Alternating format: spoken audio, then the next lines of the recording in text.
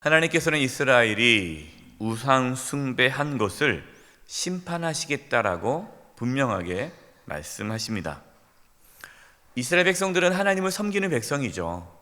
하나님을 섬겼습니다. 그런데 문제가 뭡니까? 하나님도 섬기고 우상도 섬기는 거예요. 끊임없이 가나안 땅에 들어가서 우상을 섬겼습니다. 왜 그렇게 했을까요? 가나안 사람들이 섬겼던 그 우상들이 좋아 보였기 때문입니다. 이스라엘 백성들은 가나안 땅에 들어가서 농사를 짓기 시작했어요. 그전에 농사를 짓지 않았습니다. 그냥 목축업, 양과 이렇게 소를 키웠죠. 근데 이제 가나안 땅에 들어가면서 농경사회, 농사를 짓기 시작한 거예요. 정착하게 되었고 농사를 짓게 되는데, 이 가나안 사람들은 바알과 아세라를 섬겼습니다. 근데 이 바알과 아세라 신은 어떤 신이냐? 풍요의 신이에요. 농사의 신이에요.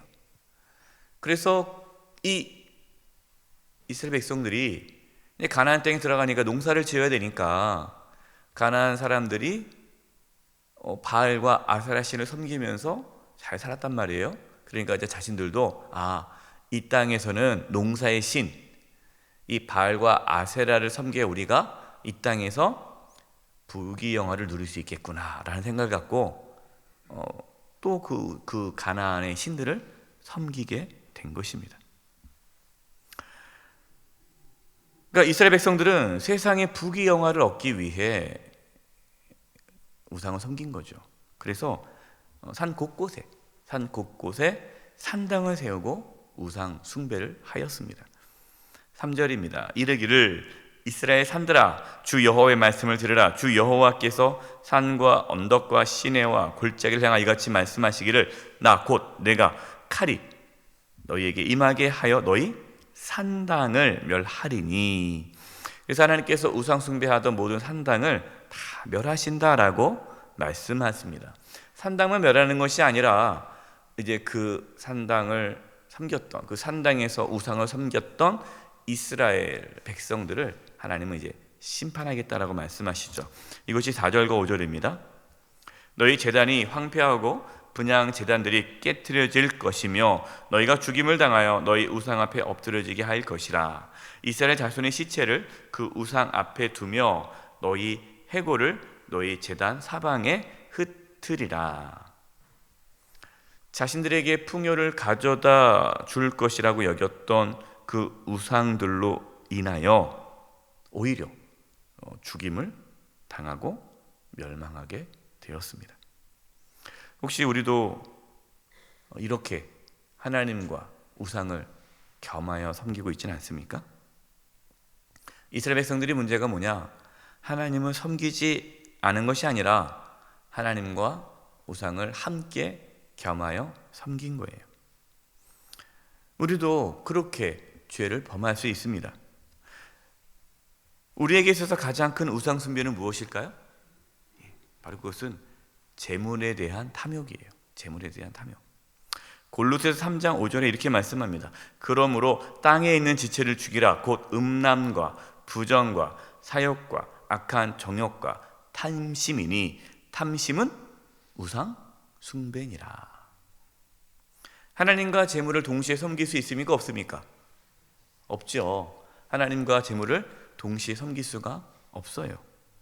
그런데 하나님과 재물을 동시에 섬기는 사람들이 있다는 거죠. 우리는 아니라고, 하나님만 섬긴다고. 근데 가만히 보면 우리가 재물에 대한 집착과 재물에 대한 욕망이 있다면 여러분 이것은 우상 숭배입니다. 겉으로는 하나님을 섬긴다고 하지만 실제로 우리가 하나님을 이용해서 부귀영화를 쫓고 있다면 우리의 신앙은 우상 숭배와 다름이 없어요. 기억하시기 바랍니다. 우리가 재물을 쫓을 때에 우리는 멸망의 길로 걸어가는 거예요. 7절입니다. 또 너희가 죽임을 당하여 엎드러지게 하여 내가 여호와인 줄을 너희가 알게 하려 함이라. 하나님께서는 우상 숭배를 하는 이스라엘 백성들을 심판함으로써 그들이 하나님을 알게 될 것이다. 너희가 하나님을 알게 하려 함이라. 그러니까 하나님의 관심은 어디에 있습니까? 이스라엘 백성들이 하나님을 아는 데 있는 거죠. 하나님을 알도록 하기 위해 하나님은 때로는 징계와 고난을 주십니다. 여러분, 우리는 이 땅에 살아가면서요, 징계와 고난을 통해 하나님을 더욱 알아가게 됩니다. 또 하나님은 이스라엘을 완전히 멸망시키지 않으시고 남은 자를 통하여도 회복하신다고 말씀하는데 9절입니다. 너희 중에 남은 자가 사로잡혀 이방인 줄 중에 있어 나를 기억하되 그들이 음란한 마음으로 나를 떠나고 음란한 눈으로 우상을 섬겨 나를 근심하게 한 것을 기억하고 스스로 한탄하리니 이는 그 모든 가증한 일로 악을 행하였음이라.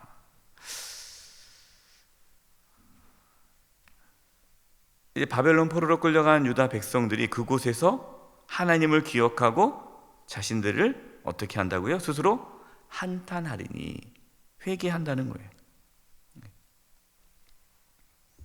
자신들이 하나님께 범죄함으로 심판을 받게 됐다는 것을 이제 알게 된다라는 것이죠. 여러분, 6장을 전체적으로 보세요. 6장을 1절부터 14절을 보면 가장 많이 나오는 구절이 있습니다. 반복적으로. 그게 뭡니까? 내가 여호와인 줄을 그들이 알리라. 이것이 계속 반복적으로 나와요. 7절 나오죠? 내가 여호와인 줄을 너희가 알게 하려 함이라. 10절이요? 그때 그들이 나를 여호와인 줄을 알리라. 또 13절이요? 내가 여호와인 줄을 너희가 알리라. 14절이요? 내가 여호와인 줄을 그들이 알리라. 하나님의 관심은 뭡니까? 우리가 하나님을 아는데 하나님 관심이 있어요. 하나님은 우리를 진멸하고 심판하고 여기 관심이 있는 것이 아니라 하나님을 아는 데 관심이 있어요. 그래서 우리가 하나님을 알도록, 하나님을 정말 알도록 하기 위해 하나님은 때로 우리를 징계하기도 하고 고난을 주기도 하고 심판하기도 하시는 거예요. 하나님의 관심은 심판이 아니라, 하나님의 목적은 심판이 아니라 살리는 데 있어요. 우리가 어떻게 삽니까? 하나님을 알 때 살아요. 그래서 우리는 하나님을 아는 데 힘써야 됩니다. 성경은 계속해서 말해요. 왜 이스라엘이 망했는가? 이유는 하나예요. 하나님을 모르기 때문에. 하나님을 모르니까 우상을 숭배하는 거예요. 하나님을 안다면 우상 숭배할 수가 없죠. 우리가 하나님을 안다면 하나님과 재물을 동시에 섬길 수가 없습니다.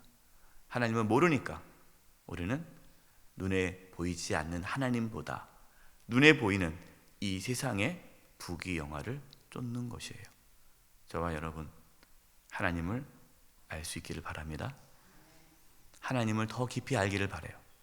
그래서 이 땅에 살아가면서 하나님의 그 은혜와 축복, 하나님의 보호하심과 하나님의 인도하심을 받는 저와 여러분 되기를 간절히 축원드립니다.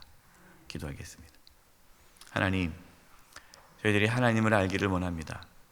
하나님을 제대로 알아 하나님을 잘 섬기기를 원합니다. 하나님과 재물을 겸하여 섬길 수 없다고 하는데 저희들이 우상 숭배하지 아니하도록 주여 저희들의 믿음을 지켜주시고 온전케 하게 도와주시옵소서. 예수님의 이름으로 기도드립니다. 아멘.